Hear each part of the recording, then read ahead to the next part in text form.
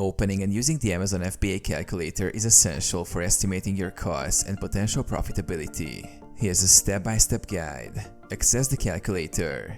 Open your web browser and go to the Amazon FBA Revenue Calculator website. You can find it by searching for Amazon FBA Calculator on Google.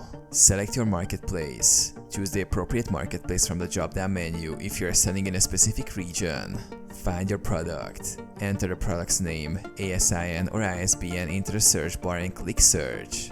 Select the correct product from the search results. If you don't have an existing product, you can manually enter the product dimensions and weight. Input your costs. Enter the product price you plan to sell it for on Amazon. Input the cost of a product per unit. Add the shipping cost to Amazon.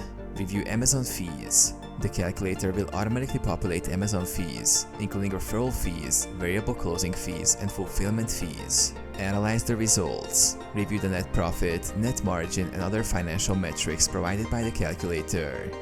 This analysis helps you understand potential profitability and make informed pricing decisions.